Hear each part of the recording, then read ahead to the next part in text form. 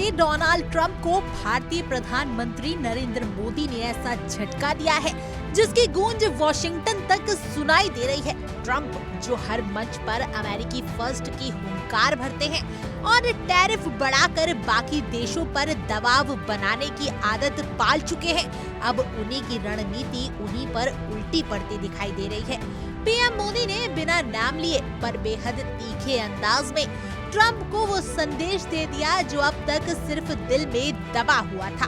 भारत झुकता नहीं, जवाब देना जानता है। सोमवार की रात राष्ट्र के नाम संबोधन में पीएम मोदी कुछ अलग ही मूड में नजर आए। आतंकवाद और भारत की संप्रभुता पर उन्होंने जो दो टुक बातें रखी वो सिर्फ पाकिस्तान ही नहीं बल्कि अमेरिका जैसे तथाकथित विश्व नेता के लिए भी सीधा मैसेज था। भारत अब मुल्क दर्शक नहीं, निर्णायक शक्ति है।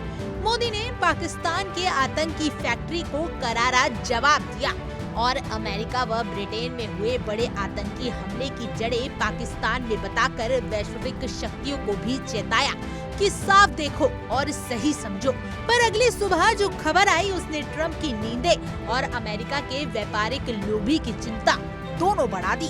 भारत ने विश्व व्यापार संगठन WTO को नोटिस देकर साफ कर दिया कि अमेरिका से आने वाले स्टील और उनके डेरिवेटिव उत्पादों पर अब सस्ती एंट्री नहीं मिलेगी। यानी भारत अब ट्रंप की टैरिफ पॉलिसी का जवाब उसी की भाषा में देने जा रहा है।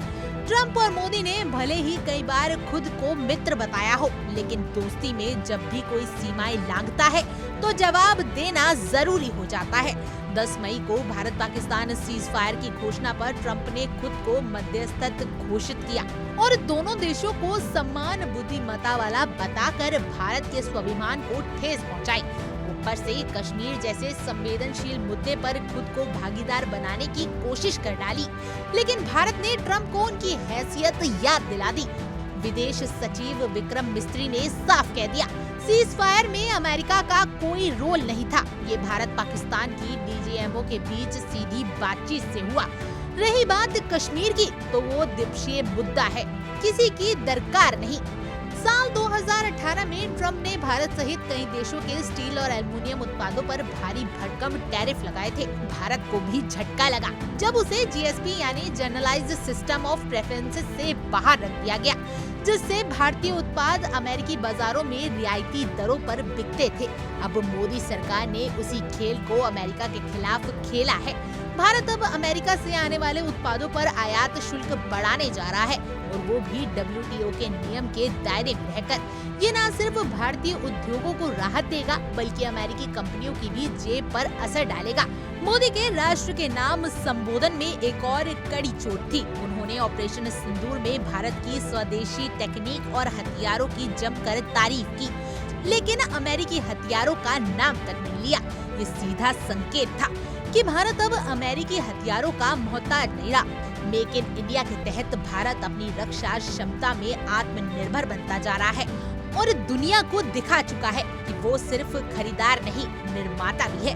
मोदी का ये कदम सिर्फ एक आर्थिक फैसला नहीं बल्कि एक कूटनीतिक वार है। ट्रंप को अब समझना होगा कि भारत सिर्फ एक बड़ा बाजार नहीं बल्कि एक बड़ा ताकतवर खिलाड़ी है।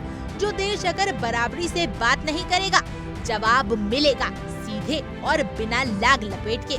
भारत ने ट्रंप को बता दिया कि अतिथि देवो भव हमारी परंपरा है, पर जब कोई मेहमान घर में दखलंदाजी करने लगे तो दरवाजा दिखाना भी जरूरी हो जाता है। Bureau report, India daily.